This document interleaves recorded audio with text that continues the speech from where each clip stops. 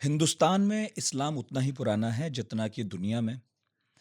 मोहम्मद साहब के जीवित रहते ही खूब सारे मुस्लिम व्यापारी हिंदुस्तान के तटों पर पहुँचे थे, व्यापार करते थे और पढ़ने को ये भी मिलता है कि यहाँ पर पहली मस्जिद भी बना ली गई थी। इस्लाम इतना पुराना है, मुसलमान हिंदुस्तान में जाने कब से हैं, लेकिन फिर भी बहुत सी बातें हैं जो हिंदू, मुसलमान, सिख, ईसाई, पारसी साथ रहते हुए भी एक दूसरे की नहीं समझ पाते। कई बार ज़रूरी नहीं लगती और कई बार फुर्सत नहीं मिलती। लेकिन चूंकि इस मुल्क में कम से कम दो धर्मों के बारे में अगर मैं कहूँ, धर्म अगर कहूँ, तो हिंदू और मुसलमान, उनकी तादाद, उनको मानने वालों की तादाद बहुत ज़्यादा है। और जिस तरह का मुल्क है हमारा, हम इतने सारे लोग विविधताओं से भरे हुए एक साथ रहते हैं, तो कुछ चीज़ें एक दूसरे की जानना ज़रूरी भी है। और अच्छी बात यह है कि इन दिनों ढेरों ऐसी किताबें आ रही हैं, यूट्यूब चैनल्स हैं, पॉडकास्ट हैं, जिन्हें देखने सुनने पर हम एक दूसरे की समझ के बारे में जान सकते हैं कि कोई धर्म क्या कहता है, उसकी फ़िलॉसफ़ी क्या है। कुछ टर्म्स हम अक्सर सुनते हैं, उसे डिकोड कर पाना अब आसान हो गया है। जैसे यदि आज हम बात करें इस्लाम की, तो जिहाद हो या इज्तिहाद हो, हम समझते नहीं हैं और सच बात यह है कि जो समझते हैं उनके भी अपने-अपने वर्जन्स हैं। तो अलग-अलग ढंग से लोग समझाते हैं। आज के पढ़ाकू नितिन में हमने एक ऐसी ही टर्मिनोलॉजी जो है इज्तिहाद, उसके बारे में बात करना तय किया है। और जब इज्तिहाद की बात करेंगे तो संभवतः उसमें हम आगे बढ़कर जिहाद की बात भी कर लेंगे और भी कई चीज़ों की होगी। इज्तिहाद क्यों दिमाग में आया बात करने के लिए, बताना पहले इसलिए ज़रूरी है क्योंकि आप कहेंगे कि कुछ और क्यों नहीं, इज्तिहाद क्यों? और कई लोगों ने तो पहली दफ़ा सुना होगा। वो इसलिए क्योंकि आम तौर पर लोगों का मानना है दुनिया भर में कि इस्लाम एक ऐसा मज़हब है जिसमें परिवर्तन की कोई गुंजाइश नहीं रही। जैसा था 1400 साल पहले वैसा ही अब भी है, जो तब कहा गया वो अब भी मानना है। लेकिन खुद कई इस्लामिक स्कॉलर्स इस बात से सहमत नहीं हैं। वो कहते हैं कि ऐसा बिल्कुल नहीं है, बल्कि परिवर्तन इस्लाम की बुनियाद में 1400 साल पहले भी था और उसी बुनियाद पर हम आज भी परिवर्तन कर सकते हैं। कर सकते हैं या नहीं, हुआ या नहीं, इस पर बात होगी। और बात करने के लिए मेरे साथ एक बार फिर से हैं सैयद इरफान हबीब साहब, और दूसरी बार आपका स्वागत पढ़ाकू थैंक नितिन में। Thank you sir. और खुशी हुई। अगर यूं मैं पढ़कर परिचय दूं यूं तो आप परिचय के मोहताज यूं ऐसे भी नहीं और पढ़ाकू नितिन में वैसे भी नहीं। पिछली बार हमने बात मौलाना कलाम पर की थी, बिल्कुल। आज भी मुझे लगता है थोड़ा बहुत जिक्र आएगा आएगा, उनका। बिल्कुल बिल्कुल। तो आप जो हैं हिस्टोरियन हैं साइंस एंड पॉलिटिकल हिस्ट्री के। इसके अलावा आपकी एक बड़ी शानदार किताब है इसी विषय पर जिसका नाम है जिहाद और इज्तिहाद। अगर मैं ठीक हूँ तो 2012 में आई थी हार्पर कॉलिंस से। और इस किताब में आपने बड़े विस्तार में इज्तिहाद के बारे में और साइंस के बारे में, जो कंटेम्प्रेरी इस्लाम में उसका क्या रोल है, कितनी ज़रूरत है, क्या हुआ, उस पर लिखा है। तो कोशिश करेंगे सर कि इस बिल्कुल पॉडकास्ट में आपकी किताब और आपकी समझ जो है इन मुद्दों पर, उससे कुछ हासिल कर सकें। बिल्कुल बिल्कुल। तो एक तो बात ये कि ये जो टर्म है, यूं भी किसी गैर मुस्लिम के लिए, और गैर मुस्लिम क्या दरअसल बहुत सारे मुस्लिमों के लिए समझ गया भी बिल्कुल। समझना थोड़ा कठिन है। हाँ। आलिम जानते होंगे और हम्म। आपस में वही इन पर बहुत बात करते हैं। तो पहले यहाँ से शुरू करूँ, बुनियाद रखूँ कि जिहाद और इज्तिहाद दोनों का इस्तेमाल आपने अपनी किताब के टाइटल में। टाइटल में किया है। हम्म। तो दोनों के बारे में थोड़ा थोड़ा बताइए, फिर आगे बढ़ेंगे। देखिए, किताब का जो मकसद है वो आपने अपने भूमिका में बता भी दिया और काफ़ी अच्छी तरह से बता दिया। मकसद ये था कि हिंदुस्तान में और हिंदुस्तान के बाहर, और मेरा फोकस साउथ एशिया पर ज़्यादा है। हिंदुस्तान भी क्या, मतलब मैं 19th सेंचुरी की बात करता हूँ तो उसमें तो हिंदुस्तान, पाकिस्तान, बांग्लादेश सब एक ही था। हम्म। तो साउथ एशिया हम कह सकते हैं। तो हमारे जो सब कॉन्टिनेंट है, हमारा जो महाद्वीप है, इसमें इसमें इस्लाम को कैसे देखा गया, किस तरह से इंटरप्रेट हम लोग करते हैं, मुसलमानों की सोच यहाँ क्या है, और मुसलमान यहाँ क्योंकि एक माइनॉरिटी की तरह रहता है जिसमें हिंदू मज़हब बड़ी तादाद में है। हम्म। तो इस इस्लामी मुल्कों में जहाँ सिर्फ इस्लाम है, जहाँ से मुसलमान है, वहाँ का इस्लाम कुछ और तरह का होता है। इसलिए मैं बार बार इस बात को दोहराता हूँ कि इंडियन इस्लाम, और लोग इस पर बहुत सारे सवालिया निशान लगाते हैं। इंडियन इस्लाम क्या होता है भाई? इस्लाम तो इस्लाम है। लेकिन लोग ये भूल जाते हैं कि इस्लाम जब फैला सारी दुनिया में, वो डिफरेंट कल्चर्स में गया, डिफरेंट लिंग्विस्टिक ग्रुप्स में गया, है ना। कुरान एक था, किताब एक थी, इतिहास एक था इस्लाम का, लेकिन उसकी एक्सेप्टेबिलिटी, उसकी रिसेप्टिविटी, उसको आगे बढ़ाना, एक्सेप्ट करके इंटरप्रेट करना, वो अलग अलग कल्चर के लोगों ने अलग अलग तरीके से किया।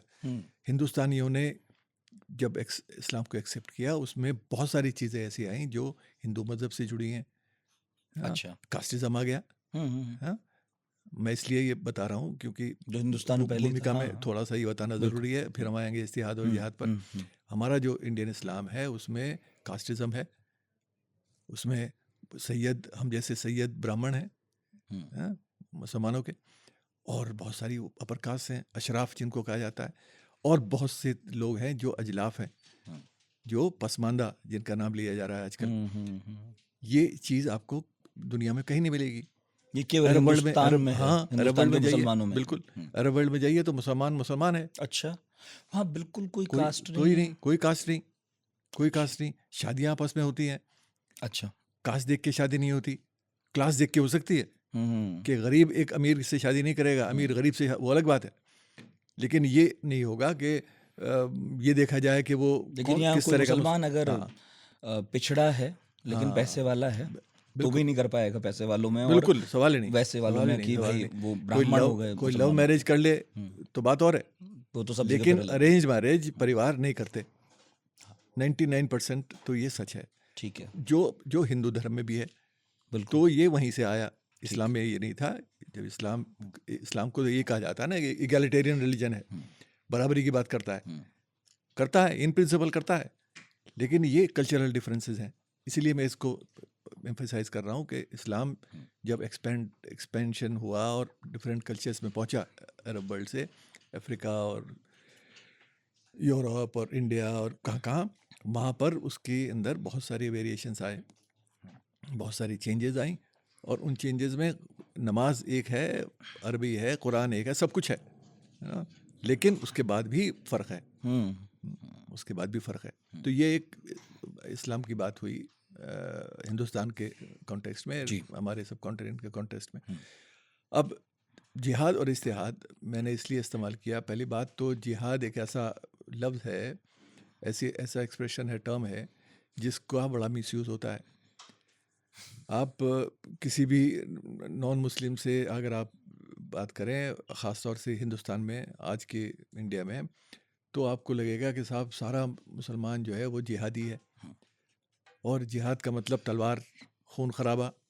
हाँ, लेकिन इस्लाम में जिहाद एक बिल्कुल अलग चीज़ है। जिहाद का मतलब है स्ट्रगल, टू स्ट्राइव, ना, कोशिश करना, और वो कोशिश रोजी रोटी के लिए भी हो सकती है।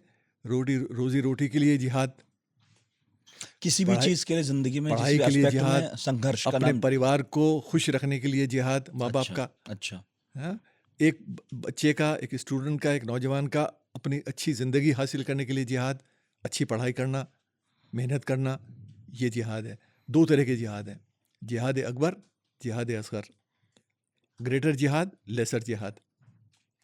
जिहाद अकबर है वो जो मैं भी आपको बता रहा हूँ, अपने परिवार को खुश रखना, रोटी रोज़ी की कमाई के लिए लड़ना, स्ट्रगल करना, मेहनत करना, अच्छा पढ़ना, ये जिहाद अकबर है, ग्रेटर जिहाद। जिहाद असगर है फेथ के लिए लड़ना, उसमें भी बड़े क्लियरली डिफाइंड है, ऑफेंसिव नहीं। अगर आपको डिफेंड करना है अपने फेथ को, तो उस डिफेंस में आप खड़े हो सकते हैं, लेकिन आप इस्लाम के नाम पर किसी पर हमला करके, खून खराबा करके जिहाद का नाम दे दें, ये इस्लाम नहीं है। ये बड़ा क्लियरली डिफाइंड है कुरान में और हदीसों में। तो ये इसका मिसयूज़ मुसलमान भी कर रहे हैं, उनको पता ही नहीं है क्या है, और जो नॉन मुस्लिम है उसको तो, उस बेचारे को, उसको तो आप क्या शिकायत करोगे जब मुसलमान खुद ही नहीं उसको फ़र्क कर पा रहे, तो फिर दूसरा फ़र्क क्या करेगा। तो कोशिश मैंने इस किताब में यही किया कि जिहाद को एक्सप्लेन करने की कोशिश किया, इंट्रोडक्शन में, प्रीफेस में अपने, क्योंकि मकसद जिहाद पर कुछ लिखना नहीं था, सिर्फ ये था कि जिहाद को बताया जाए कि जिहाद है क्या, है ना। दुनिया में पढ़ाई लिखाई, साइंस, तरक्की, इंडस्ट्रियलाइजेशन, यह जिहाद है। उसको हासिल करो, है ना, उसके लिए लड़ो। अच्छा, इसमें एक बड़ी, जो मैंने इस किताब में शायद इस्तेमाल किया है कि नहीं किया, लेकिन एक एपिसोड है जो हमारे, जो मुसलमानों को भी पता होना चाहिए और जो नॉन मुस्लिम हैं, जो मुसलमान नहीं हैं, उनको भी पता होना चाहिए कि एक लड़ाई, इस्लाम का एक्सपेंशन हुआ है तो एक बड़ी फेमस जंग है जो इस्लाम के नाम पर लड़ी गई, बद्र की लड़ाई। उस बद्र की लड़ाई के बाद जब रसूल प्रॉफिट आते हैं और लड़ाई ख़त्म हो जाती है, उसमें बहुत सारे POWs, प्रिजनर्स ऑफ वॉर होते हैं, पकड़े जाते हैं। अब ये देखिए कि प्रॉफिट ने क्या कहा उन प्रिजनर्स ऑफ वॉर से। उनसे कहा कि भाई, आप लोगों को मैं आज़ाद कर दूंगा, आप लोगों को बहुत सारी सहूलियतें दे दूंगा, लेकिन मेरा आपसे गुजारिश ये है कि आप इन मुसलमानों को, जिन्होंने जीत कर आपको POW बनाया है, प्रिजनर्स ऑफ वॉर बनाया है, उनको इल्म हासिल कराएं, उनको पढ़ाएं, है ना। अब जब प्रॉफिट ये कह रहा है, वो हमारी इस्लाम की हिस्ट्री का हिस्सा है, लोग पढ़ते ही नहीं। अब जब वो प्रॉफिट उनसे कह रहे हैं कि जो उनको आपने गिरफ्तार करके लड़ाई जीत के आप कैदी बना के लाए, वो कौन लोग हैं? वो मुसलमान नहीं है। आप लड़ाई मुसलमानों से थोड़ी लड़ रहे थे, आप क्रिश्चियन से लड़ रहे थे, यहूदियों से लड़ रहे थे, है ना, इस्लाम की लड़ाई। तो वो तो यहूदी और क्रिश्चियन है, लेकिन उनसे भी कह रहे हैं, उनसे आप अगर रसूल, पैगंबर, प्रॉफिट अगर ये कहते हैं कि आप हमारे मुसलमानों को पढ़ाओ, उनको इल्म हासिल करने की तरफ लेके जाओ, अट्रैक्ट करो, तो मैं आपको आज़ाद कर दूंगा। आप एक आदमी 10 मुसलमानों को पढ़ा दे तो मैं छोड़ दूंगा। अब वो क्या पढ़ाने की बात कर रहे हैं? वो मुसलमान तो है नहीं, तो इसलिए कुरान तो पढ़ाएंगे नहीं, वो बिल्कुल इस्लाम तो नहीं पढ़ाएंगे ना। वो दुनियावी तालीम देंगे, worldly knowledge, secular knowledge, science, mathematics, यही तो पढ़ाएंगे ना वो। तो जब रसूल इस बात को कह सकते हैं इनिशियल हिस्ट्री में, इतिहास में इस्लाम के, तो आज के मुसलमान को क्या तकलीफ है भाई? क्यों नहीं पढ़ते हो आप? कुरान से आगे देखने की कोशिश क्यों नहीं करते हो? कुरान का मकसद है आपको तालीम हासिल करने के लिए एनकरेज करना। इल्म हासिल करो। कहाँ से हासिल करोगे ये कुरान नहीं कहता है, ये महदूद नहीं करता है। जहाँ से मिले वहाँ से लो, चाहे आपको चीन जाना पड़े। ये तो प्रॉफिट की हदीस है ना। तो मतलब ये है कि आप जब आप बात करते हैं कि इस्लाम में गुंजाइश है कि आप कहीं से भी इल्म हासिल कर सकते हैं, जो रसूल की अपनी हदीस है और आपकी तारीख़ भी है। बदर तो हमारी इस्लाम की तारीख़ का हिस्सा है। तो जब ये इस्लाम की शुरू की तारीख़ में ये सब हो चुका है, तो हम उसको क्यों भूल गए? उसको ज़िंदा रखना है। अब उसको ज़िंदा रखने के लिए आपको जिहाद को भी याद रखना पड़ेगा कि जिहाद किस तरह का जिहाद करना है। और प्रॉफिट ने उस वक्त, मैं इसलिए जो मकसद था मेरा ये कहने का वो मैं बीच में भूल गया, जब ये कहा कि आप पढ़ाइए, तो उन्होंने कहा कि हम लौट के आए हैं जिहाद असगर करके, अब हमें जिहाद अकबर करना है। We have come back after lesser जिहाद, अब ग्रेटर जिहाद की तरफ, नाउ ग्रेटर जिहाद हैज टू बिगिन। तो जो प्रॉफिट खुद कह रहा है कि जिहाद असगर किया है, लड़ाई लड़ी है इस्लाम को डिफेंड करने के लिए, यहूदियों के खिलाफ, ईसाइयों के खिलाफ, अब जिहाद अकबर करना है। और जिहाद अकबर है आपको इल्म हासिल करना है उन लोगों से जिनको आपने कैदी बनाया। लेकिन एक चीज़ है सर जी, जब आप इल्म हासिल करने की तरफ बढ़ते हैं और चूंकि दुनिया जैसे से आगे बढ़ती है तो चीज़ों में तब्दीली आती है। वो साइंस जो आज से 1000 साल पहले रही होगी आज नहीं है, मैथ्स भी बदली है, भूगोल के बारे में हमारी जानकारी भी बदली है। बिल्कुल। तो इस्लाम को जितना हम लोग समझते जानते हैं, आप बेहतर बता पाएंगे, वो उसमें भी कुछ तौर तरीके हैं जिनको लोग मानते हैं अपनी ज़िंदगी में, तो वो भी जीने का एक तरीका है, बिल्कुल, है ना। तो जब बाहर की दुनिया, जैसे हम इल्म कहते हैं, वहाँ चीज़ें बदलती हैं, तो एक मुसलमान क्या अपने जीवन में भी उनके हिसाब से तब्दीली लाता है?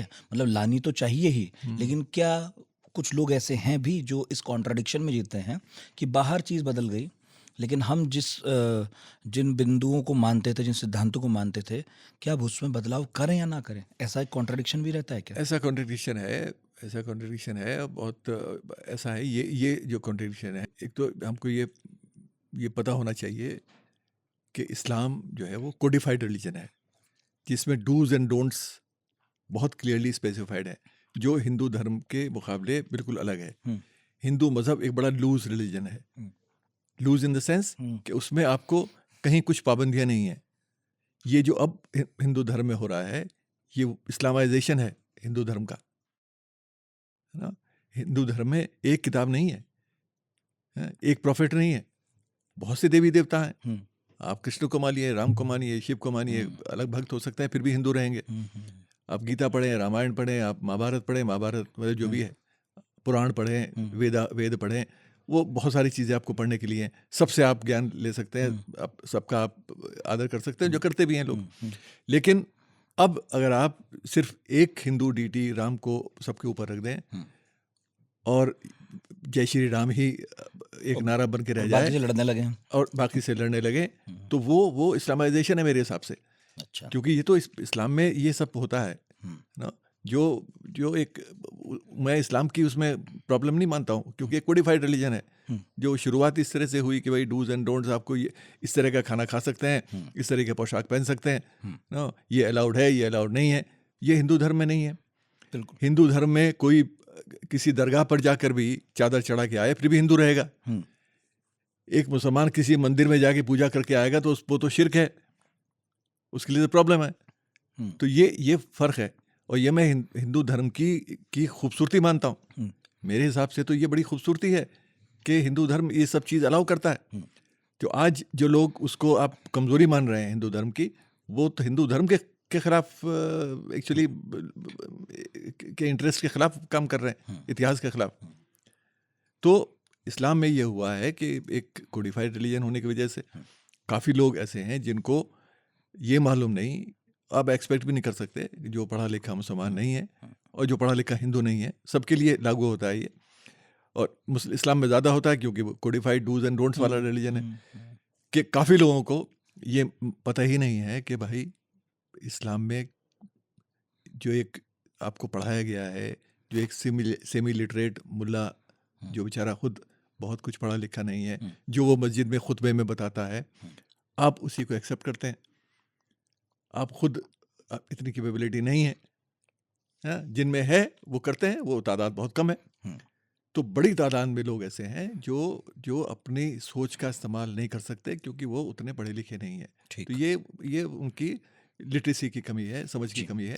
और तालीम का मकसद भी यही है, तालीम का मकसद भी यही है कि भाई आप अपने दिमाग का इस्तेमाल कर सकें। आपको इतना बता दिया, मैं इसके आगे के दरवाजे अब आप खोल इसमें लीजिए। इस्लाम की कमी कम मानता हूँ। इस्लाम में तो बहुत सारी गुंजाइश है, लेकिन आपने अपने मजहब को ही खराब कर दिया। लेकिन लोग जो कुछ हैं वो उनका ये बहुत सारे लोगों का मानना है कि गुंजाइश नहीं है। लेकिन इज्तिहाद जो एक शब्द है जिस पर हम आज बात कर रहे हैं, वो ऐसा बीज है जो स्कॉलर्स मानते हैं कि ये है वो बिल्कुल, जो बताता है कि हमेशा गुंजाइश थी, है और रहेगी। बिल्कुल। उस पर थोड़ी रोशनी डालिए। अब क्या जैसे मैंने किताब के टाइटल में जिहाद और इस्तिहाद की बात की, और इसलिए लगाया कि भाई इस जिहाद या इस्तिहाद ये एक्चुअली आइदर और की बात नहीं है। जिहाद का अपना एक रोल है, इस्तिहाद का अपना एक रोल है। जिहाद is misunderstood by Muslims, by others non Muslims, that need to be understood, है ना। उसकी ज़रूरत है कि आप उसको समझें। इस्तिहाद एक ऐसी एक्सप्रेशन है जो इस्लाम में जब आया, इस्लाम दुनिया में, तो इस्तिहाद के साथ आया, इस आज़ादी के साथ आया कि आप सोच सकते हैं जैसा आप सोचें, आप इंटरप्रेट कर सकते हैं मज़हब को, आप अपनी इंडिपेंडेंट थिंकिंग, रीजनिंग का इस्तेमाल कर सकते हैं। शुरुआत हुई थी कानून से, फ़िक़्ह से, लॉ से, कि वहाँ आप अपनी सोच का इस्तेमाल लॉ का कैसे इंटरप्रिटेशन करें, कर लॉ का सकते हैं इंटरप्रिटेशन कर सकते हैं। ये शुरू में लॉ से शुरू हुआ था। इस्तिहाद का इस्तेमाल बाकी नॉलेज सिस्टम में बाद में इस्तेमाल शुरू हुआ। तो फ़िक़्ह में था कि ये कैसे इंटरप्रिटेशन करें, क्योंकि बहुत सी चीज़ें जो कुरान और हदीस से आप तय नहीं कर पाते, वहाँ आप इस्तिहाद का इस्तेमाल करें। ये था कि मतलब जिन सवालों का जवाब कुरान आपको और हदीस में ना हदीस मिले से ना मिल पाए तो हम इज्तिहाद के थ्रू या उनका जवाब ढूंढने की कोशिश कोशिश कर करें। सकते हैं, बिल्कुल, इन द लाइट ये ऑफ कुरान एंड हदीस। जी उस पर जी तो आपको रहना ही है, जी वो आप उससे दूर तो नहीं जा सकते, ये हाँ तो है, मजहब में है ही। बिल्कुल। तो वो कौन कर सकता है? क्या वो कोई इंडिविजुअल कैपेसिटी शुरू में कर में सकता है? शुरुआत जब हुई तो उसमें, क्योंकि एक तो पहली बात तो ये है कि मुसलमानों की तादाद बहुत कम थी, हम्म इस्लाम का एक्सपेंशन उतना नहीं हुआ था। हम्म ये 8th सेंचुरी की बात है, हम्म अगले शुरू के 100-200 साल में ही इस पर ऑलमोस्ट पाबंदी शुरू हो गई थी, रिस्ट्रिक्शंस लग गई। हम्म तो शुरू में क्योंकि इस्लाम की शुरुआत कम लोगों से हुई और उसमें उस वक्त की आज़ादी थी, लेकिन एक वक्त आया जब लोगों को महसूस हुआ कि भाई ये इस तरह अगर आप छोड़ देंगे तो बड़ा कियोटिक हो जाएगा, हर आदमी अपने तरह से सोचेगा हम्म और इस्लाम का क्या होगा। हम्म कुरान में जो बात कही गई है उसको उसको आप कैसे फॉलो हम्म कर पाएंगे, करवाएंगे। तो उसमें फिर धीरे धीरे ये पाबंदी लगनी शुरू हुई कि इज्तिहाद जो है वो महदूद कर दिया कुछ लोगों तक, उलमा ही सोच कर बताएंगे हम्म कि इस्लाम क्या है, इंटरप्रेट आपके लिए वो करेंगे, आप नहीं करेंगे, हम्म। आपको सिर्फ फॉलो करना है, वरना सब अपने अपने घर में अपने अपने हिसाब से फॉलो अपने करने हिसाब से, लगेंगे। अपने आप से फॉलो करने लगेंगे। फिर 4 स्कूल इस्लाम में आ गए, हम्म, हाँ, जैसे हनफी, हनफी मालिकी, जी शाफई, हम्बली, जी ये सब स्कूल्स हैं। हमारे हिंदुस्तान में मेजॉरिटी हनफी लोगों की है, हम्म अफ्रीका में मालिकी ज़्यादा हैं, हम्म शाफई और इलाकों में हैं ना। तो ये अलग अलग रीजन्स में ये स्कूल्स हैं। बहुत सी चीज़ें ऐसी हैं जो मैं शेयर नहीं कर सकता हूँ, वो बाद में कर सकते हैं, एनीवे। अच्छा लेकिन ये कि ये जब स्कूल आए तो इन स्कूल्स ने अपना एक तरीका बताने की कोशिश की। हम्म जाहिर है कि इसके इसके जो फॉलो करने वाले थे वो भी उसी तकलीद का हिस्सा बन गए। तकलीद मतलब फॉलोअर्स ऑफ ट्रेडिशन, अच्छा और इज्तिहाद से दूर हो गए, हम्म अलग अलग स्कूल से जुड़ गए इन चारों में, हम्म। जो हुआ। तो एनीवे, तो ये एक सिस्टम चला जो चलता रहा, जो आज तक चल रहा है। लेकिन मुझे बताइए कि कई दफ़े किसी मुसलमान के मन में कोई मान लीजिए प्रश्न आया, हम्म, उसकी निजी ज़िंदगी से संबंधित कोई मसला है, तो वो मैंने पढ़ा था कि जो फतवा, जिसको एक और टर्म है जिसको हाँ, बहुत ज़्यादा मिसयूज़ किया गया और बिल्कुल बिल्कुल। मिसलीडिंग है एकदम। फतवा तो बेसिकली जितना मुझे मालूम पड़ा कि सलाह है एक। हम्म, तो वो मुसलमान जो है, आम मुसलमान, वो नहीं जानता कि जी मेरी ज़िंदगी में ये मसला आया है और मुझे अब इस पर कोई फ़ैसला लेना है, तो इस पर कुरान क्या कहती है, और कुरान ना कहती हो तो पैगंबर साहब ने अपने जीवन में कभी क्या किया हो अगर सिचुएशन आई हो। तो वो जाते हैं और जो आलिम लोग हैं वो अपना आपस में डिस्कस करके उसको एक सलाह यानी फतवा जारी करते हैं कि आप ये कर सकते हैं। मैंडेटरी नहीं होता, लेकिन अब जाहिर है कोई फतवा लेने गया है तो मान भी लेता ही होगा फिर। हाँ। तो क्या ये भी एक तरह का इज्तिहाद है? ये इज्तिहाद है या नहीं है? नहीं, ये तो इज्तिहाद नहीं। देखिए, नहीं है? फतवा तो अलग चीज़ है। फतवा हुँ, तो ये है ना, एक जैसे दारुल उलूम है, उसमें एक दारुल फतवा है, हुँ, डिपार्टमेंट ऑफ फतवास, हुँ, जहाँ आप जाते हैं। और अफसोस इस बात का है कि आजकल बड़ी तादाद में मुसलमान खुद, एक तो ऐसा होता है कि कुछ कुछ मौलवी कहते हैं, वो एक्चुअली इंस्टिगेटेड फतवा होता है हुँ, कि आप गए, जाके सवाल पूछा कि साहब वो टेलीविज़न देखना हुँ, जायज़ है, हलाल है कि नहीं? नहीं है। हुँ, देखा जाए कि नहीं? अब ये कुरान आपको बताया कि टेलीविज़न देखना जायज़ है कि नहीं? टेलीविज़न कहाँ था जब कुरान आया? हाँ? तो ये चीज़ अब आप कैसे इंटरप्रेट हुँ, करेंगे? तो बहुत सारे फतवे आ गए साहब, हुँ, टीवी ना देखिए, लोगों ने टीवी फोड़ के फेंक दिए। बहुत सारे किस्से हैं ऐसे। हुँ, तो इस तरह के बहुत सारे फ्रिवोलस किस्म के हुँ, सवाल लोग करते हैं, हुँ। जिन पर फतवा लोग जारी कर देते हैं, जिनको रिजेक्ट करना चाहिए, है ना? बात ही नहीं करनी। भई आपका अपना फैसला है। आपको लेकिन क्या यही इज्तिहाद का रोल है? यहीं इस्तेहाद का रोल है, आपके दिमाग का इस्तेमाल कीजिए ना। हुँ, आप किसी मुल्ला के पास क्यों जाते हैं? हुँ, आपकी अपनी अकल है, आपको लगता है कि आपको टीवी अच्छा लगता है, देखिए। हुँ, इस्लाम उसमें कहाँ से आ गया? हुँ, टीवी पर भी आप, आज मेरे पास चॉइस है ना, मैं एनिमल प्लेनेट देखूं हुँ। या कोई नहीं, फिल्मी उसके गाने मूल में सुनूं। तो बहरहाल बात लंबी हो जाएगी, वो है कि हाँ, मन को जो भी डिस्ट्रैक्ट करे उससे बचना चाहिए। तो अब हाँ, तब टीवी नहीं था, हाँ, तो जो चीज़ें तब डिस्ट्रैक्ट करती थीं वो हाँ, नाजायज़ हो गईं। ठीक और है। आज अगर टीवी आया तो मन में सवाल लाज़मी है उठना हाँ, कि भई अब ये भी उसी कैटेगरी में है या नहीं है? हुँ, तो जाना ही पड़ेगा पूछने, अगर बिल्कुल, कोई बिल्कुल। इस्लाम को इस तरह फ़ॉलो करता हो तो। देखिए इस्लाम में मैं एक मिसाल देता हूँ, हम्म, अल्कोहल। हम्म, हाँ, इस्लाम में शराब पर बिल्कुल रोक है। बिल्कुल कुरान कहीं शराब का नाम तक नहीं लेता शब्द कहीं पर। नहीं है। कहीं कहीं कहीं पूरे कुरान में वो आपको नहीं लफ्ज नहीं मिलेगा। है कहीं शराब। कुरान क्या कहता है? कुरान ये कहता है कि हर उस चीज से बचो हम्म, जो जो तुम्हारे होश और हवास खो दे। खो दे। हम्म, अच्छा, उसमें शराब भी है, उसमें बहुत पैसा भी है, लालच भी है। बहुत पावर भी है, हम्म, जो दिमाग खराब करती है। तो आपको इन इसी सब का चीज से बचना है। इंटरप्रिटेशन कौन करेगा? हाँ, यही तो इंटरप्रिटेशन, हम जैसे लोग तो लिखते पढ़ते रहते हैं, सुनता कौन है हमारी? बात ये है कि जो हम्म। जो नहीं तो जिसका ऑथोरिटी क्या है? जिसकी क्या इस्लाम में कभी तय हुआ था कि इसको इंटरप्रेट कौन करेगा? जैसे मैं ऐसे हम्म, कॉन्स्टिट्यूशन ऑफ इंडिया को केवल supreme court of India interpret कर सकता है। हाँ अब घरों में कोई कुछ भी मानता रहे लेकिन उसे कोई लागू नहीं करवा सकता है, लेकिन हाँ, सुप्रीम कोर्ट कर सकता है। क्या ऐसी कोई व्यवस्था कभी बनी थी कुरान कभी नहीं बनी, के कभी बारे नहीं, में? नहीं नहीं नहीं बनी। नहीं, ऐसे ऐसी कोई व्यवस्था व्यवस्था नहीं है। लेकिन बात ये है कि ये चीज़ें सब जो भी मैं भी आपसे बात कर रहा हूँ, हम्म, ये आम मुसलमान को मालूम नहीं है। हम्म, आम मुसलमान को ये भी मालूम नहीं है कि भाई इस्लाम पर्दे की, हिजाब की बात कहाँ करता है औरतों के लिए। वो तो कल्चर से संबंधित एक बात भाई है। कुरान में हम्म, कहीं नहीं लिखा। हम्म, कुरान में है मॉडेस्टी, हाँ बिल्कुल। Modesty, modesty for main and women both. दोनों के लिए। सिर्फ औरतों के लिए नहीं है। हम्म, औरतों ने, क्योंकि हम जैसी हमारी पेट्रियार्कल सोसाइटी है, औरतों पर लागू कर दिया तो हर सोसाइटी है, ने हर जगह, हर हाँ जगह किया है। हर जगह किया तो अपने अपने ढंग उसमें से। उसमें मॉडेस्टी है, और मॉडेस्टी में आप ठीक ठाक से कपड़े पहनो, हम्म, है ना। उरियानी शब्द वो आया कि भाई आप ऐसे ना घूमें जो अट्रैक्ट करे अच्छा अटेंशन, भड़काऊ है ना ना, हो। भड़काऊ ना हो, ऐसा ठीक है। उसका बहुत सारे से इंटरप्रिटेशन हो सकते हैं। ये अगेन डिस्ट्रैक्शन वाली बात कुरान है। ये थोड़ी कह रहा है कि आप ऐसा कवर करो और स्लिट्स, आँख सिर्फ दिखाई दे, शक्ल ना दिखाई दे। तो ये कहाँ कुरान ने डिफाइन किया भाई? जैसे एक किस्सा था, और ये किस्सा मैंने कई जगह सुना है। मैं आपसे जिक्र भी कर रहा था प्रोफेसर मुक्तदर खान का। हाँ, हमारी कोशिश है कि इस्तेहाद के सिलसिले में उनसे भी एक आध बार पॉडकास्ट करें, उनका काफ़ी काम भी है और आपका तो बहरहाल है ही।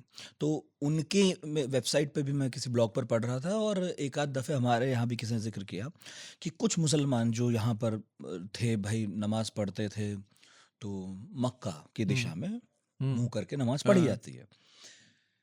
वो फिर विदेश चले गए, यूएस चले गए, और वो उसी दिशा में मुंह करके नमाज पढ़ते रहे जिसमें वो हिंदुस्तान में रहकर पढ़ते थे।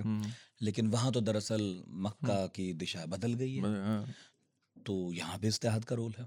नहीं, उसके लिए तो सोल्यूशन है। उसमें तो कंपास है। कंपास का अब इस्तेमाल एक्चुअली करते ये हैं। वही बोल रहे थे कि भाई हम तो कंपास का कंपास रखते इस्तेमाल हैं, करते हैं। कंपास रख के पता कर लिया। पता कर लिया, ठीक लेकिन है। एक लंबे वक्त तक ऐसा होता रहा। हाँ हाँ हाँ, बिल्कुल बिल्कुल। तो वो भी एक सवाल था कि भाई जो दिशा लिखी है वहीं मुंह करके पढ़ें, या फिर अब अपना दिमाग लगा लें ज़रा कि मक्का की तरफ पढ़ें। हाँ, तो मैं वही पूछ रहा हूँ आपसे कि ये बड़ी ग्रे लाइन है, ग्रे एरिया है कि इज्तिहाद कहाँ कहाँ यूज़ होगा, कहाँ नहीं होगा। क्योंकि एक टर्म और है इजमा। इजमा का भी तो इजमा। रोल है हाँ, इजमा ऐसे मामलों कंसेंसस, में। कंसेंसस वो है क्या ना है? इजमा तो। नहीं, इजमा है कि जैसे जब इस्तिहाद ख़त्म होता है हम्म, इस्लाम की तारीख में, जब इस्तिहाद ख़त्म होता है तो फिर इजमा का रोल शुरू होता है हम्म, कि भाई कंसेंसस, जो उलमा मिल के कंसेंसस बनाए, हम्म, वो वो मान लिया वो जाए। मान लिया जाए, वो लागू होना चाहिए।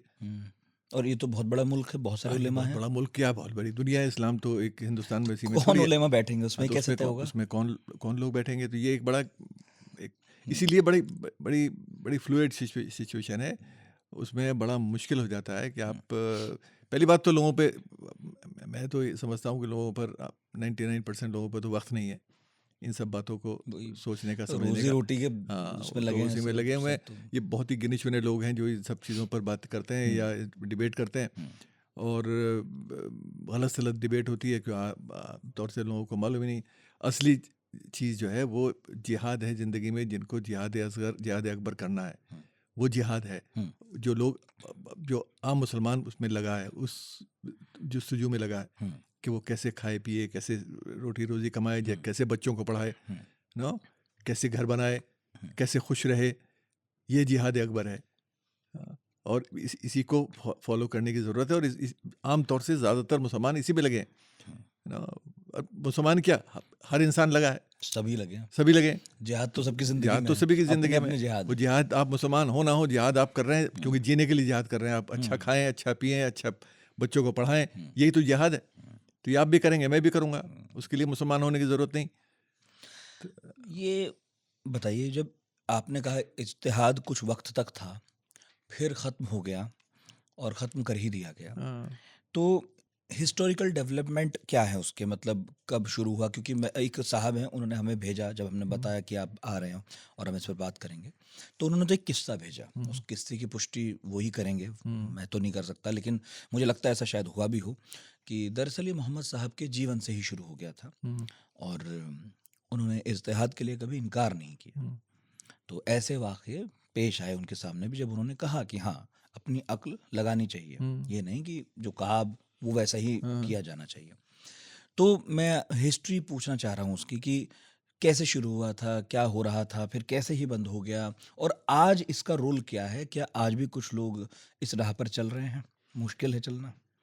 नहीं, ये जो आप हुँ, अभी कह रहे हो कि भाई इस्तिहाद की हुँ, शुरुआत इस्लाम में इस्तिहाद से हुई, हुँ। ये तो मैंने शुरू में भी कहा हुँ, हुँ, बिल्कुल। कि प्रॉफिट की ज़िंदगी में, उनकी अपनी हदीसों में और जो साइंस के बारे हुँ, में, इल्म के बारे में, नॉलेज के बारे में, ये जो बातें उन्होंने कही, जो हदीसें बहुत सारी हैं, जिनमें एक हदीस है कि इल्म हासिल करो चाहे उसके लिए तुम्हें चीन जाना पड़े। हाँ, हुँ, अब जो आदमी उस वक्त ये कह रहा है कि इल्म हासिल करो चाहे तुम्हें चीन जाना पड़े, तो चीन में मदरसे थोड़ी थे, चीन में इस्लाम थोड़ी था, है ना? किस इल्म की बात कर रहा है जो भी चीन रसूल? में हो।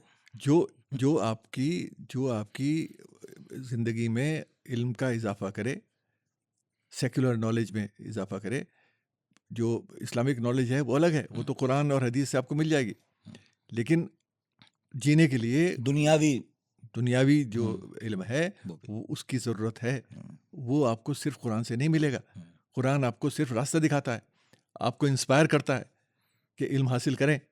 हुँ, हाँ, प्रॉफ़िट की ज़िंदगी आपको इंस्पायर करती है, हुँ, उनकी हदीस आपको इंस्पायर करती है कि इल्म हासिल करें। हुँ, चाहे वो अंग्रेज़ों से लेना हो, चाहे वो चीन से लेना हो, चाहे वो हिंदू से लेना हो। हुँ, क्योंकि प्रॉफ़िट की अपनी ज़िंदगी में ये तारीख़ है, और मैंने लिखा भी है कहीं किसी आर्टिकल में बहुत पहले 84 में कहीं भी लिखा था कि प्रॉफ़िट की अपनी ज़िंदगी में एक एक मदीना में एक कॉलोनी थी, हुँ, हुँ, एक इलाका था जहाँ बहुत सारे ब्राह्मण हिंदू वैद्य रहा करते थे, हुँ, हुँ।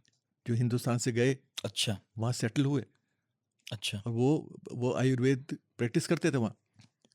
और वहाँ पर उनके पास मरीज़ जो आते थे वो सब अरब आते थे, वहाँ के लोकल। हुँ, हुँ। और वो बड़े पॉपुलर थे वहाँ।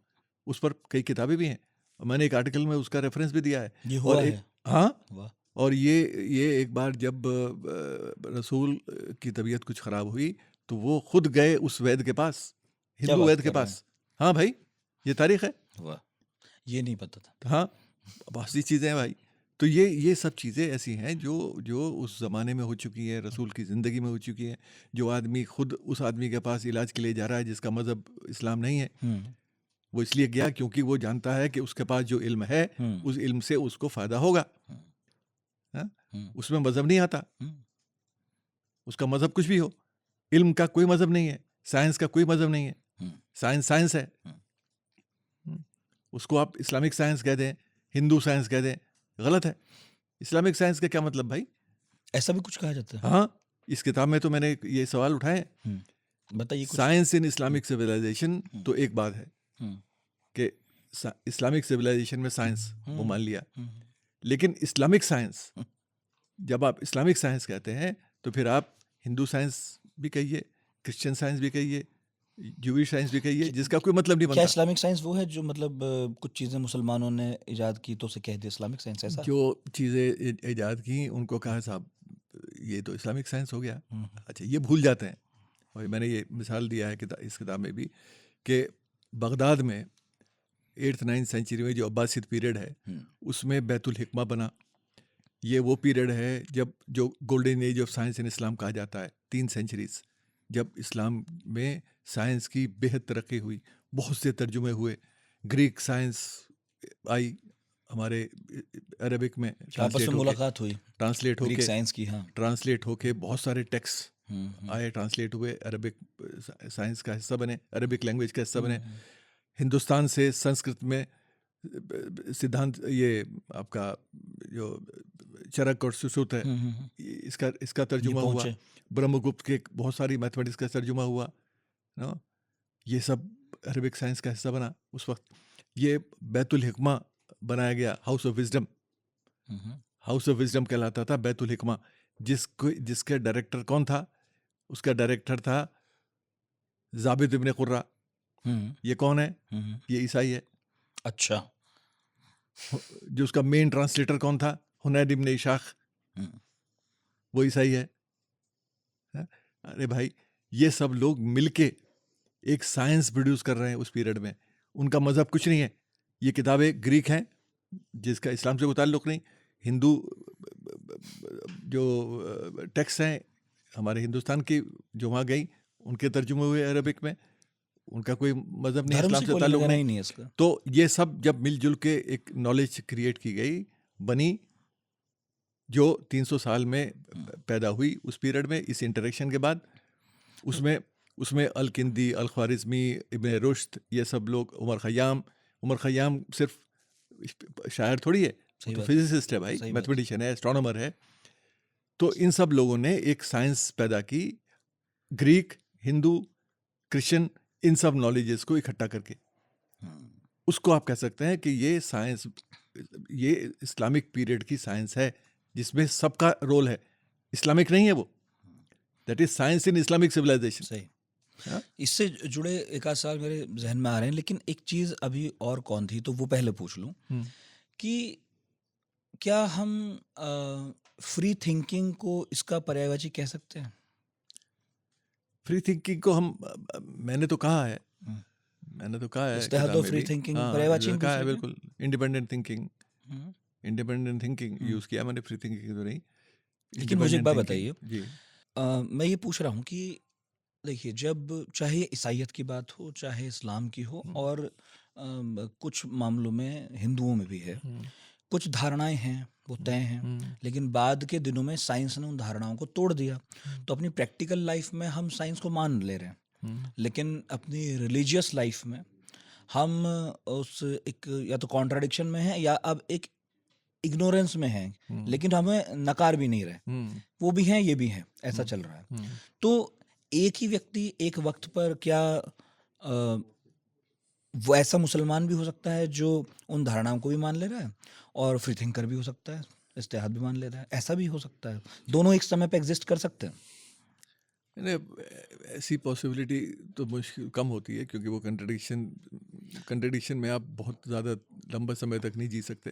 एक वक्त पर आएगा जो क्लैश होगा दोनों सोच में, तो वही। उस वक्त आपको फैसला करना पड़ेगा कि आप कहाँ खड़े होते हैं, है ना। तो आप ये सब चीज़ें कुछ दिन चल सकती हैं, लेकिन एक वक्त आता है ज़िंदगी में कि आप इन दो कंट्रडिक्शंस के साथ हाँ, अगर आप ज़्यादा सोचने नहीं। वाले इंसान हैं हाँ, तो सोचने ये वाले तो अगर आप हैं, अगर प्रॉब्लम करेगा। आपको दिमाग का इस्तेमाल करते हैं, आप सोचते हैं, तो आपको फैसला करना पड़ेगा एक वक्त पर आके कि भाई आप कहाँ खड़े हैं। अब मैं ये पूछ रहा था कि देखिए, रैशनल थिंकिंग की हवा चली थी, है ना, मुतज़िला लोग थे, आंधी ला दी थी उन्होंने इस थिंकिंग की। अल गजाली नाम के एक मौलाना हुए, उन्होंने बर्बाद कर दिया मुतज़िला लोगों को। गोल्डन एज ऑफ इस्लाम जो आप कह रहे थे, उसी से उसका अंत हुआ।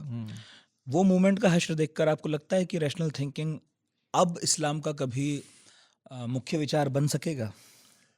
नहीं, एक रैशनल थिंकिंग एक बड़ा सेक्शन तो अभी भी है, जो बड़ा ये है। सब एक है सेक्शन जो हाँ, जो जो मैं जो बड़ा आपने कहा तो बड़ा, मतलब मतलब बड़ा ये भी कि है। एक मतलब इस्लाम, क्योंकि इस बड़ा इसलिए कह रहा हूँ कि इस्लाम तो मल्टीनेशनल रिलीजन है ना, जो जो इतने सारे मुल्कों में फैला है, 50 ठीक है। प्लस 55 प्लस नेशंस हैं। तो अलग अलग तरह की सोच के लोग जी, हैं, अलग जी। अलग कल्चर में के लोग हैं। तो वहाँ बहुत सारे लोग ऐसे हैं जो इस तरह की सोच रखते हैं, लेकिन जाहिर है कि वो उन लोगों की तादाद कम है कंपैरेटिवली उन लोगों के जो जो इसमें यकीन नहीं करते और दिमाग का इस्तेमाल कम करते हैं, तकलीद को ज़्यादा फॉलो करते हैं, जो इनहेरिटेंस उनको मिला है उसी को फॉलो करते हैं, अपने अकल का इस्तेमाल कम करते हैं। तो वो एक बड़ा कन्वीनियंट एक रास्ता है। रास्ता होता है। अब वो मैं नहीं समझता हूँ कि वो सिर्फ इस्लाम में रह गया, वो हिंदू धर्म में भी यही हो रहा है। वहाँ भी अलग अलग तरह की चीज़ें पैदा हो रही हैं, इसलिए हिंदू धर्म में ये इशू भी आज बहुत से आ रहे हैं जो पहले नहीं थे। ऐसा नहीं है कि हिंदू धर्म में फैनेटिक नहीं हुआ करते थे, ऐसी क्लोज्ड किस्म की सोच के लोग नहीं होते थे, वो तो लेकिन सब में है, सब आज उनकी तादाद बिल्कुल। वहाँ भी बढ़ रही है। हाँ, और जो एक अफसोस की बात है, इस्लाम से सबक सीख के आपको कम से कम ठीक है, सुधारना चाहिए था। पाकिस्तान से सबक सीख लेते, पड़ोस ठीक में है। लेकिन अफगानिस्तान से अभी सीख लेते। हाँ, वो तो है वो तो ही। इस्लाम में है ही है हाँ, प्रॉब्लम। वो तो एक बार खैर मन है हमारा कि इस पर भी कभी पॉडकास्ट करेंगे कि बिल्कुल। किस तरह से हिंदू धर्म में भी हम्म, उदारता थी, क्या अब ज़्यादा बिल्कुल। उदार हो रहा है या ज़्यादा संकीर्ण हो हम्म, रहा है। लेकिन फ्री थिंकिंग अगर थी इस्लाम में और हम उसकी ही आज बात कर रहे हैं, तो वही मेरा प्रश्न मैं दोहरा रहा हूँ। क्या आपको लगता है कि वो मुख्य धारा में कभी आ सकेगी, वो मुख्य धारा के इस्लाम का हिस्सा बन सकेगा? नहीं, मुझे नहीं लगता है। आज क्या नहीं, हालात हैं? आज अब वो ऐसे ही चलेगा, उसमें कुछ ऐसे कुछ तब्दीली होने वाली नहीं है, और वो आसान भी नहीं है, बड़ा मुश्किल चीज़ होती है। और आज के ज़माने में जो हालात हैं, सिर्फ इस्लाम के नहीं, आप बाहर देखिए ना, पूरी दुनिया में नज़र दौड़ा के देखें, क्रिश्चियनिटी को देखिए, जूडाइज़म को देखिए, हिंदुइज़म को तो हम देख ही रहे हैं, इस्लाम की बात हम कर ही रहे हैं। सब में एक सोच पैदा हुई है जिसमें एक एक्सट्रीमिटी है, जिसमें जिसमें एक रिलैक्स्ड जो एक मज़हब की तरफ एटीट्यूड था, वो ख़त्म हो गया है। हर आदमी धर्म को बहुत सीरियसली लेता है ना। इस्लाम में तो हम हमेशा से लेते रहे हैं, बहुत सालों से, लेकिन वो और मज़हबों में भी आ गया है ना। आप अगर जूडाइज़म को देखें ना, ज्यूज़ को, आप इस्लाम को भूल जाएंगे। कितना बुरा हाल है वहाँ पर, मतलब वो तो इतना फेनेटिक्स है भाई। आप जाके देखिए, इसराइल में बड़े बड़े सेक्शन है, और एक बड़ा तबका प्रोग्रेसिव ज्यूज़ का है जो लड़ रहा है वहाँ पर उस सोच से। ज्यूज़ क्योंकि कम तादाद में है, एक मुल्क है, तो पता नहीं चलता, लेकिन ये सोच फैली हुई है जगह जगह। इस्लाम के साथ प्रॉब्लम ये है कि इस्लाम मल्टीनेशनल रिलीजन है, उसका एक्सपोज ज़्यादा होता है। बोझ बहुत जल्दी होता है, क्योंकि इतनी बड़ी तादाद है, सारी दुनिया में फैले हुए हैं, अलग अलग मुल्क हैं। फिर उनका क्लैश यूरोप से होता है।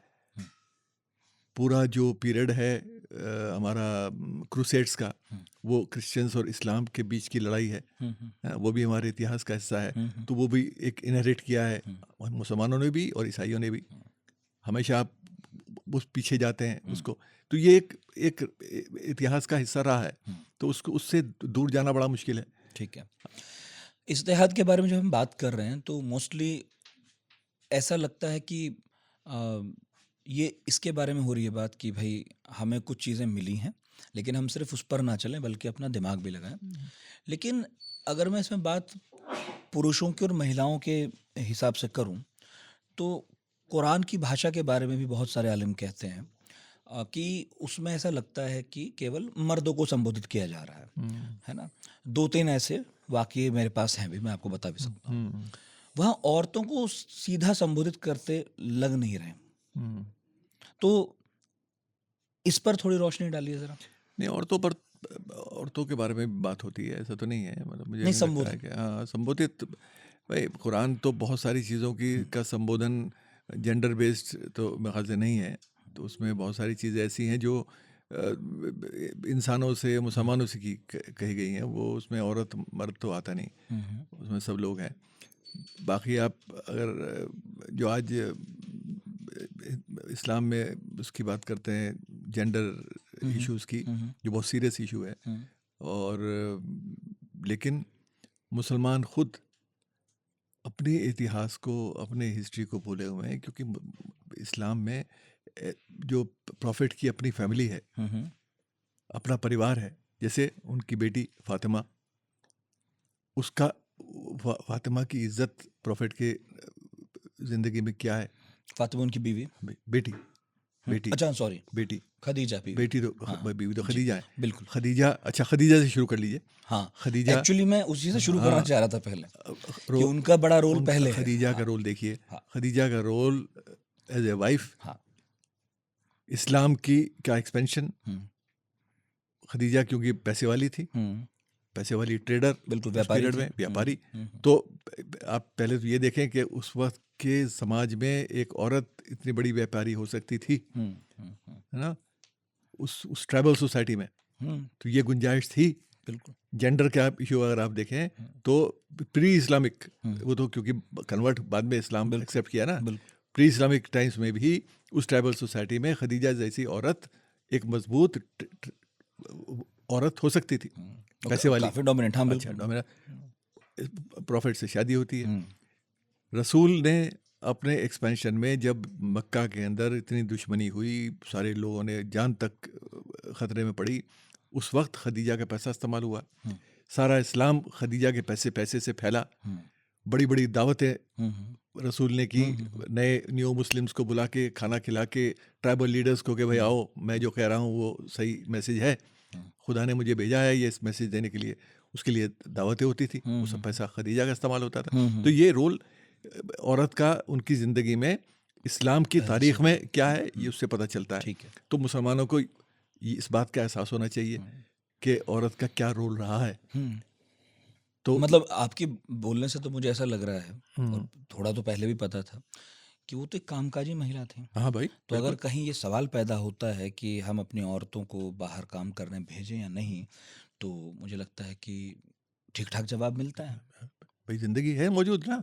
हुँ, भाई जो जो जो इतनी पावरफुल औरत है, जो इतनी पैसे वाली औरत है, जो इतनी बड़ी बिजनेस चला रही है, तो हुँ, वो जाहिर है कि बाहर जाती होगी, लोगों से मिलती होगी। बिल्कुल, ट्रेड कैसे हो सकता है? बिल्कुल। पैसा आप कैसे कमा सकते हो? बिना मेल-जोल के बिना बातचीत के मिलजुल के नहीं नहीं हो होगी सकता। ना। हाँ, तो वो सब किया। फिर आप बेटी पर बात कह रहे अच्छा, थे उनकी, उसके बाद उनकी बेटी फातिमा, फातिमा।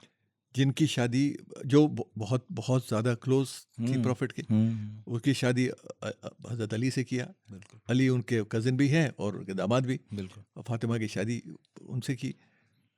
फातिमा का रोल बड़ा डिफाइंड है और बड़ा ही एक्सप्लिसिटली इम्पोर्टेंस हुँ, रसूल ने अपनी ज़िंदगी में अपनी अपनी मौत से पहले बहुत सारी चीज़ें लिखी और बताया कि एक फातिमा की उनकी ज़िंदगी में हुँ, क्या अहमियत हुँ, हुँ, है ना, इम्पोर्टेंस बताया। हुँ, और उसमें जब उनकी शादी अली से की, ये भी बता दिया कि जहेज़ जो है वो मेहर मेहर। की इम्पोर्टेंस क्या है। हुँ, हाँ, तो ये सब चीज़ें इस्लाम की तारीख में हैं। हुँ, अब उसको मुसलमान कितना फॉलो करते हैं हुँ, ना।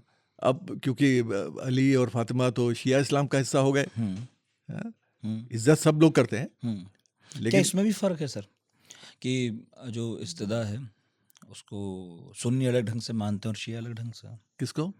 इज्तिहाद को। इस्तिहाद को नहीं, इस्तिहाद तो और जो एक जो चीज़ और तारी पूछूँगा, इसमें आप हाँ, जोड़ लीजिएगा। मैंने सुना पिछले दिनों कुछ लोग अपने नाम के पीछे भी किसी ख़ास शब्द का इस्तेमाल करने लगे, जो ये बताता था कि वो फ्री थिंकर है। इज्तिहाद मतलब मुसलमान है वो, लेकिन फ्री थिंकर है। ऐसी कोई लहर भी चली है क्या कहीं? ऐसे तो मैंने कोई नहीं सुना। अच्छा, तो मतलब आप कह रहे थे ना कि हाँ, काफ़ी हद तक ऐसे लोग हैं, हाँ, काफ़ी तादाद में हैं। हाँ, लेकिन वो भी कोई ऐसा नहीं है, कभी कोई संगठित हों, जो हाँ, कभी संगठित कुछ ऐसी नहीं। मुहिम चलाते हों कि ना, ना, आइए, जब इतनी तरह की मुहिम चली है, तो एक ये भी सही कि जहाँ हम कुछ ऐसे मुसलमान होंगे, जो हुँ। इस राह पे भी चलेंगे, इज्तिहाद की। ऐसी कोई ऑर्गेनाइज्ड कैंपेन नहीं है। नहीं हुई। वो स्पोरेडिक वो हैं, मतलब जो एक्सपेंडेड इधर-उधर स्प्रेड हैं, लोग हैं जो हुँ, इस तरह के लोग उसमें बिलीव ठीक है। करते हैं। हाँ, तो शिया तो और सुन्नी क्या अलग-अलग ढंग से मानते हैं इज्तिहाद को? शिया सुन्नी, देखिए सुन्नी तो मैंने अभी कहा ना, सुन्नी जी, में तो इत्तेहाद का एक एक रोल काफ़ी हद तक ख़त्म हो गया था। खत्म कर दिया। शिया जो हैं वो जो मानते हैं वो मैंने आपको बताया। हुँ, इत्तेहाद इत्तेहाद में इत्तेहाद के बारे में वही बोल सकता है जो मुज्तहिद हो। हुँ, मुज्तहिद वो होता है जो इत्तेहाद में एक्सपर्ट हो।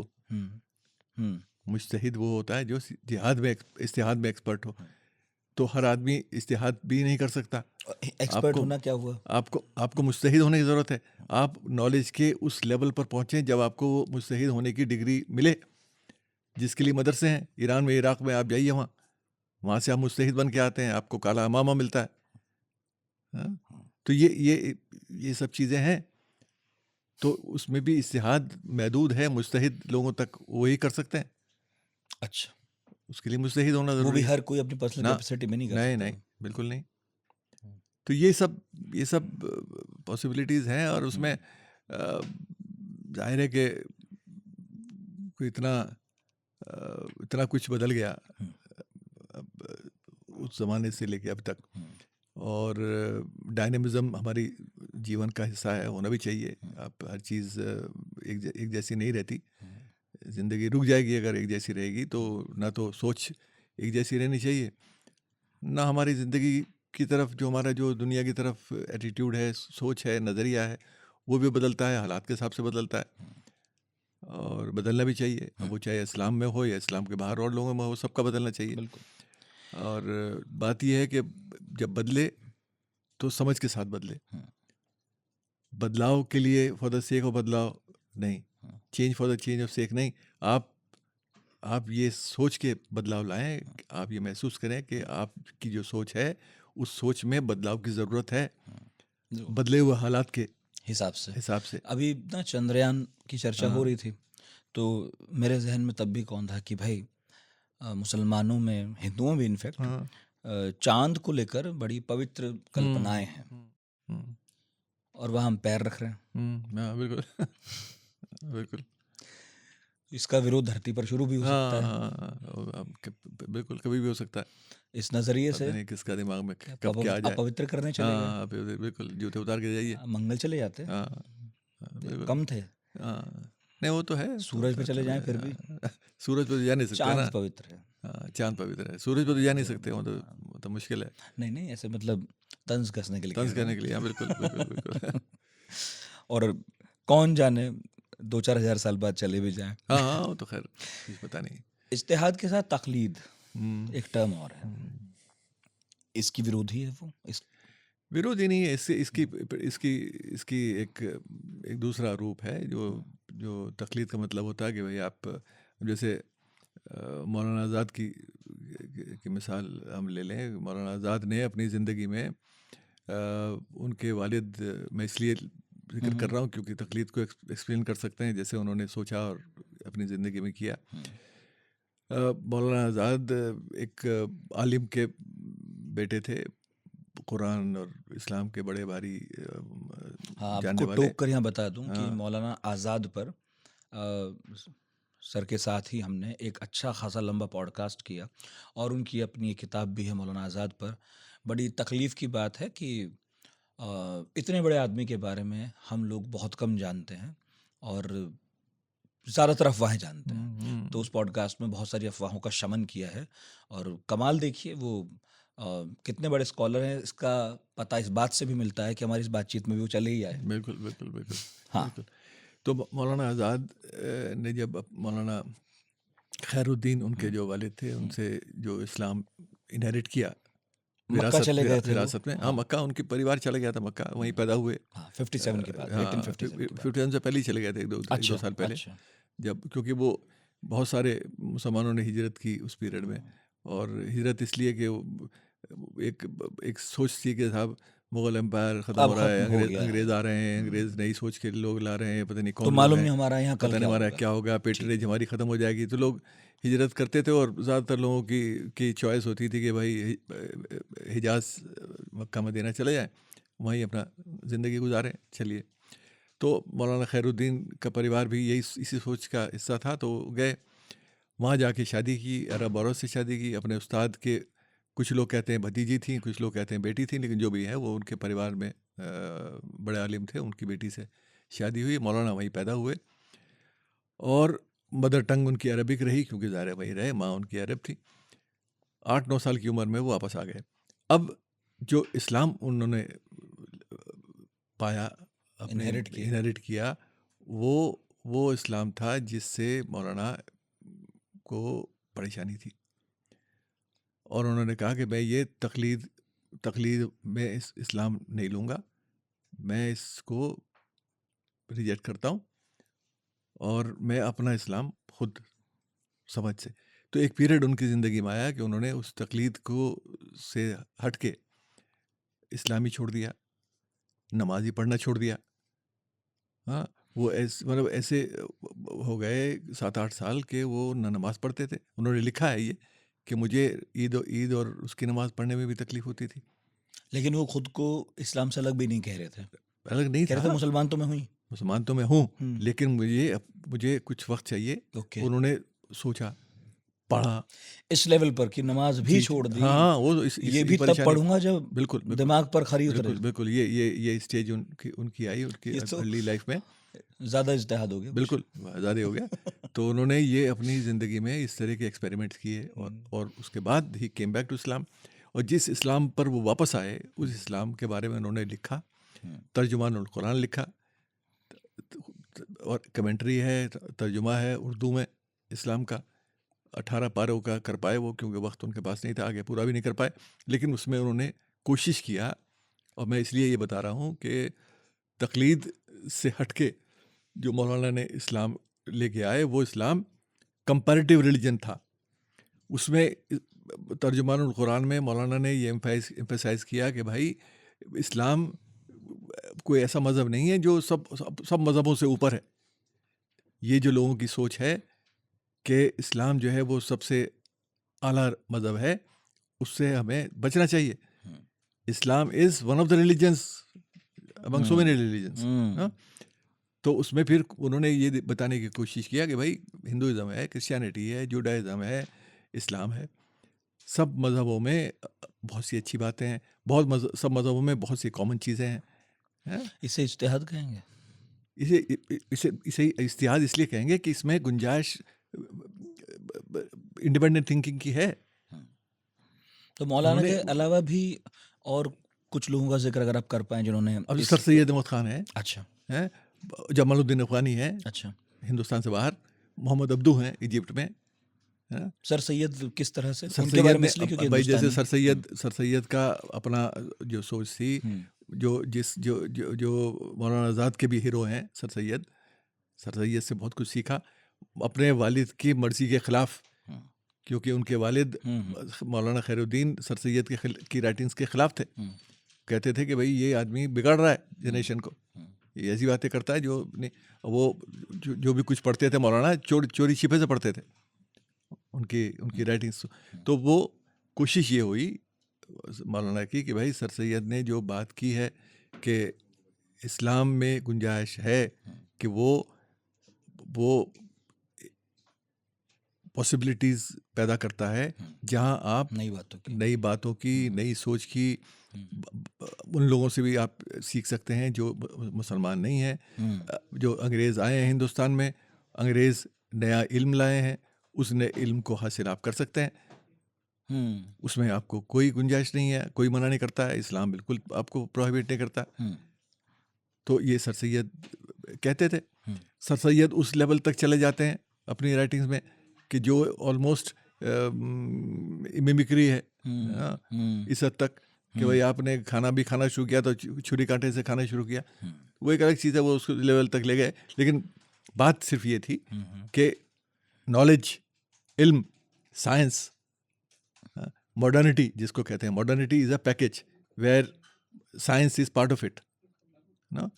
तो वो हमारे इस्लाम प्रोहिबिट नहीं करता, उसमें इस्लाम में वो गुंजाइश है, तो मौलाना आज़ाद ने उसको एक्सेप्ट किया। कुछ ऐसे उदाहरण हैं क्या जो मैं इतनी देर से आपसे पूछ भी रहा था कि जिसमें जो साइंस इन इस्लाम और हम इस्लामिक साइंस की बात कर रहे थे कि जहाँ धारणाएं भी बहुत थी और नए इजाद भी खूब हुए और तब कुछ आपस में मुठभेड़ें हुई हों वैचारिक, कुछ ऐसे ऐसा वक्त भी आया है क्या इस्लाम तो के इस्लाम इतिहास में? हाँ, आप गज़ाली का नाम आपने लिया, गज़ाली और इब्न रुश्द दोनों के बीच में बड़ी डिबेट है। गज़ाली ने एक किताब लिखी थी, वो इनकोहेरेंस ऑफ, किताब मेरे टाइटल मेरी किताब में है जिक्र है उसका, वो थी क्रिटिक फ्री थिंकर्स का, उन लोगों का जो इंडिपेंडेंट थिंकिंग की बात करते थे, उसका क्रिटिक है। इब्न रुश्द ने उसका जवाब दिया, और वो एक डिबेट, बड़ी सीरियस डिबेट है दोनों की। और ये तो हमारे पूरा उसमें रिकॉर्ड है। जैसे अल अशारी और मुतज़िला स्कूल, ये उनमें पूरी डिबेट है। तो ये तो हमारी तारीख का हिस्सा है, इस्लाम की तारीख का हिस्सा है ये सब डिबेट्स। और उसमें बड़ी लामबंदी है, लोग बड़े मतलब अलग अलग ग्रुप्स में थे, कुछ इनके सपोर्टर थे, कुछ उनके सपोर्टर थे, और एक दूसरे के खिलाफ और काउंटर क्वेश्चंस करते थे। किताबें हैं, आप पढ़ सकते हैं। आज भी मौजूद है। कोई ऐसा स्कूल है क्या इस्लाम में ही हम्म। जो इस सोच को भी बढ़ावा देता हो? स्कूल तो नहीं कह सकते, लेकिन कुछ लोग हैं लोग ही हैं, जो, हाँ कुछ लोग हैं जो मतलब टर्की में हैं बहुत सारे लोग, लेकिन कुछ यूरोप में हैं मॉडरेट बहुत सारे तबका तो लोग। होगा ही। हाँ बहुत है, बिल्कुल बिल्कुल है, लिख भी रहा है वो। जब मुस्तफ़ा कियोल करके एक टर्की स्कॉलर है हाल जो बड़ा, फिलहाल। हाँ अभी आजकल ही जी। अभी हाँ, और नाम मैं चाहता हाँ, हूँ। और एक अपने ज़ियाउद्दीन सरदार हैं जो बहुत साल से लिख रहे हैं। और एक ज़माने में तो जो लिखते थे वो उसका मैं बड़े क्रिटिकली मैंने अपनी किताब में लिखा है, लेकिन अब वो बदल गया उनके हालात। अब मैं जब मुलाकात लेटेस्ट हुई उसमें उनकी पोजीशन बदली हुई है। बड़ा प्रोलिफिक राइटर है, बहुत लिखा है, मतलब one of the most visible known faces in modern Islam, Ziauddin Sardar. और लंदन बेस्ड हैं, पाकिस्तानी हैं, लेकिन बहुत साल पहले चले गए। और बड़ा लिखा है उस आदमी ने, बड़ी किताबें हैं। वो इस्लामिक साइंस को डिफेंड करते थे एक ज़माने में, अब वो बदल गया बिल्कुल मामला। तो अब वो थोड़ा सा दूसरी तरफ पहुँचे हैं, लेकिन वो सबसे प्रोलिफिक लोगों में है और बड़े समझदार लोगों में है, बहुत अच्छा लिखता है। और वो आदमी सिर्फ साइंस पर नहीं लिखता है, साइंस पॉलिसी पर लिखता है, इस्लाम पर लिखता है। और इस्लाम में ये भी लिखा है कि भाई शरीयत जो है वो डिवाइन नहीं है। हाँ, शरीयत में तब्दीली हो सकती है, हम्म, शरीयत तो मैन मेड है। हम्म, कुरान में थोड़ी वो सब चीज़ें हैं जो शरीयत में कही गई हैं, ये ज़ियाउद्दीन सरदार की अपनी राइटिंग्स है। तो इस तरह की चीज़ें हैं। तो ऐसे लोग हैं जो ये सब लिख रहे हैं। अब उनको आप पढ़ते हैं कि नहीं पढ़ते, उसको मानते हैं कि नहीं मानते, अब ये तो ना ज़ियाउद्दीन सरदार के हाथ में है, ना हम जैसे छोटे मोटे लोगों के हाथ में है ना। लेकिन ऐसे लोग हैं जो इस तरह की बातें लिख रहे हैं। तो जो इस्लाम को बिल्कुल भी परिवर्तनशील नहीं मानते, हाँ, उन लोगों के लिए मेरा ख्याल है ये बातचीत, ये पॉडकास्ट बहुत उपयोगी होगा, हाँ, क्योंकि इसमें कई रेफरेंसेस ऐसे आए हैं जो बताते हैं कि हर धर्म, हर मज़हब की तरह यहाँ भी लोग हैं, यहाँ भी एक तबका है बिल्कुल बिल्कुल जो मानता है कि ये परिवर्तनशील है और ये कोई बिल्कुल। नई बात नहीं बल्कि पुरानी है, हाँ, कि परिवर्तन पहले भी मान्य था और बिल्कुल अभी भी लोग बिल्कुल मानते हैं, मानते स्कॉलर्स हैं, मानते हैं कि हो बिल्कुल सकता है। बिल्कुल बिल्कुल हो सकता कुछ है, बातों का जवाब आपके पास नहीं है तो दिमाग लगाइए। बिल्कुल। इनफैक्ट आप अभी कह भी रहे थे कि जो बातें लिखी भी हैं, हाँ, स्पष्ट भी हैं, उनकी इम्प्लीमेंटेशन में भी दिमाग लगाना पड़ता है। बिल्कुल बिल्कुल बिल्कुल तो दिमाग ताक पर रखा नहीं जा सकता। बिल्कुल। दिमाग को ताला लगा के आप ना कुरान पढ़ सकते, हम्म, ना बाइबल पढ़ सकते, हम्म, ना कोई और दुनियावी किताब पढ़ सकते। मतलब आप साइंस पे भी किताब पढ़ेंगे तो दिमाग खोल के पढ़ेंगे ना, तो उसके बगैर तो कुछ होता नहीं। तो हर चीज़ के लिए आपको बनाने वाले ने दिमाग दिया है, नेचर जिसको आप कहिए, जिसने भी आपको पैदा किया है। मैं तो ये नहीं मानता हूँ कौन है बनाने वाला, जो भी है। आप दुनिया में आए हैं तो आप दिमाग के साथ आए हैं। आपका दिमाग अगर एज ए ह्यूमन बीइंग आपका दिमाग काम नहीं करता है तो आप कंप्लीट ह्यूमन बीइंग नहीं है, आपके अंदर कमी है, बहुत बड़ी कमी है। और वो कमी आपके ज़िंदगी में रिफ्लेक्ट करती है। अगर आप कम अक्ल हैं, आप पढ़ नहीं पाते हैं, समझ नहीं पाते हैं, तो वो आपकी एक कमी है ना। आप उस कमी के साथ पैदा हुए हैं। और आपका दिमाग बहुत अच्छा है, बहुत अच्छा है कुछ लोगों का कम अच्छा है। हाँ? कुछ लोग कम मेहनत करके बहुत कुछ कर लेते हैं क्योंकि वो उनका दिमाग बहुत तेज चलता है।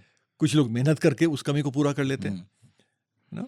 तो हमेशा दिमाग की ज़रूरत है, चाहे वो बहुत तेज़ दिमाग हो चाहे कम तेज़ हो, आप अपनी मेहनत से उस कमी को पूरा कर सकते हैं और कर रहे हैं बहुत सारे लोग। आप भी देखते होंगे, हम भी देखते हैं। हाँ, तो अब मैं इस पॉडकास्ट के अंतिम चरण में हूँ। तो इज्तिहाद की जो बहस है अ, कम शोर के साथ जारी है, लेकिन क्या ये बिल्कुल। कह सकते हैं इस्लामिक दुनिया में? जो लोग इस सोच के को फॉलो करते हैं, जो इसमें बिलीव करते हैं, वो लोग आज भी हैं जो लोग लिख रहे हैं। बासमती भी एक नाम है, जो जो एक पुराने बुजुर्ग स्कॉलर हैं। आपकी किताब में नाम है। हाँ, वो उन्होंने बहुत लिखा है और यही सब बातों पर लिखा है। और मुस्तफ़ा केवल तो यंग आदमी है, टर्की स्कॉलर हैं, अमेरिका में पढ़ाते हैं। ज़ियाउद्दीन सरदार हैं जो बहुत सारी चीज़ें लिख रहे हैं। इसके अलावा और बहुत सारे नाम हैं जो जो मेरी किताब में भी हैं और अलग से भी आप देख सकते हैं। तो लोग हैं जो लिख रहे हैं, अंग्रेज़ी में भी लिख रहे हैं और ज़बानों में भी लिख रहे हैं। इंडोनेशिया में कुछ स्कॉलर्स हैं जो इस तरह का बहुत सारा काम कर रहे हैं। जो मुस्तफ़ा केवल जैसे लोगों की किताब इंडोनेशियन लैंग्वेज में तर्जुमा किया है, तो इसका मतलब वो चाहते हैं कि वो उस किताब को पढ़ें।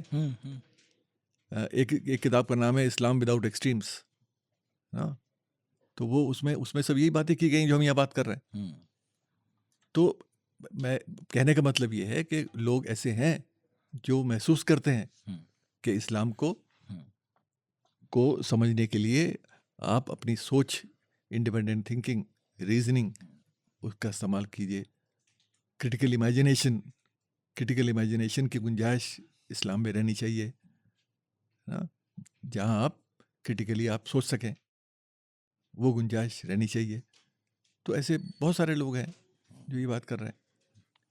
तो इस पॉडकास्ट के अंत में यदि मुझसे कुछ छूट गया, आप जोड़ना चाहें तो स्वागत। नहीं, बहुत सारी चीज़ें हो गई, लेकिन ये कि ये सब्जेक्ट ऐसा है कि इस पर आप बहुत कुछ एंडलेसली आप कह ही सकते हैं। और कोशिश यही होनी चाहिए हमारी सभी लोगों की कि भाई दुनिया में एक्सट्रीम्स पर, एक्सट्रीम चाहे वो मज़हब का एक्सट्रीम हो, अति जिसको कहते हैं, या किसी पॉलिटिकल आइडियोलॉजी का हो, हुँ, उसमें मार्क्सिज्म भी हो सकता है, उसमें राइट विंग आइडियोलॉजी हो सकती है। एक्सट्रीम पर कोई भी चीज़ इंसान की ज़िंदगी को बेहतर नहीं बना सकती। मॉडरेशन ज़रूरत है, मॉडरेशन की ज़रूरत है। आप मज़हब को, किसी भी मज़हब को फॉलो करें, इस्लाम हो, हिंदुज़म, क्रिश्चियनिटी, जुडाइज़म, सब में मॉडरेशन की ज़रूरत है। आप अगर एक्सट्रीम पर जाएंगे तो उसमें आपको क्लैश आपकी ज़िंदगी में होना ही है। आप अपने ही मज़हब में उलझ के रह जाएंगे। तो इसलिए कोशिश ये होनी चाहिए कि आप मॉडरेशन में रहें, मुसलमान रहिए, हिंदू रहिए, कुछ भी रहिए, लेकिन आपको ये एहसास होना चाहिए कि आप जहाँ हैं वहाँ कोई ऐसा भी इंसान रहता है जो आपकी मज़हब से, आपकी सोच से, आपकी पॉलिटिकल आइडियोलॉजी से एग्री नहीं करता। आपको उसकी इज्जत भी करनी है, टॉलरेट नहीं करना है, उसकी इज्जत करनी है। हुँ, टॉलरेट करना होता है कि आपको मजबूर किया गया, टॉलरेट कर रहे हैं, रेस्पेक्ट हिम और हर, है ना। तो ये एक गुंजाइश रहनी चाहिए, तभी आप अच्छे मुसलमान हो सकते हैं, अच्छे हिंदू हो सकते हैं, अच्छे कम्युनिस्ट हो सकते हैं। अगर आप ये गुंजाइश छोड़ें कि अगर कोई कम्युनिस्ट नहीं है उसकी भी इज्जत करें, तो मैं इसलिए कम्युनिज्म का नाम लिया क्योंकि उसमें वो सबसे प्रोमिनेंट आइडियोलॉजी है जो आज नहीं है, लेकिन एक थी एक ज़माने में, अभी भी काफ़ी लोग हैं, लेकिन वो एक्सट्रीम पर जो लोग हैं वो दोनों विचारधाराओं को नुकसान पहुंचाते हैं, चाहे वो मजहबी हो चाहे वो पॉलिटिकल हो। बहुत बहुत शुक्रिया इरफान साहब, शुक्रिया, शुक्रिया बहुत बुलाने के लिए। और फिर बुलाएंगे आपको। चलिए, फिर आएंगे। तो इज्तिहाद को लेकर जितनी बात की जाए, खुद इरफान साहब भी कह रहे थे भाई कम है, और इस पर खूब की जा सकती है। एंडलेस डिबेट है, और आज से नहीं बल्कि अब तो कह सकते हैं हज़ारों साल से चल रही है। बिल्कुल बिल्कुल बिल्कुल। तो कोशिश है कि आपको समझ में आए कि कुछ बातें हैं जिनको अभी खुद मुसलमान भी कम समझते हैं, और गैर मुस्लिम तो समझते ही नहीं है, जानते ही नहीं हैं। और हम समझें ना समझें, लेकिन थोड़े बहुत जान पहचान होनी चाहिए, क्योंकि जब हम एक ऐसी दुनिया में रहते हैं जहाँ करोड़ों लोग मुसलमान हो या करोड़ों लोग हिंदू हों, तो हमें एक दूसरे के बारे में थोड़ी बहुत बातें पता होनी चाहिए। तो कोशिश थी बस ये एक, और दावा नहीं है कि हम सब जानते हैं, और ये कोशिश आगे भी जारी रहेगी। हो सकता है अगर आप लोग कहेंगे तो इसी टॉपिक पर हम एक बार और बैठेंगे, एक और पॉडकास्ट करेंगे। तो बताइएगा कि कैसा लगा ये पॉडकास्ट। radio@aajtak.com पर अगले गुरुवार पढ़ाकू नज़र में फिर हाजिर होंगे। अपना बहुत ख्याल रखिए और आज तक रेडियो सुनते रहिए।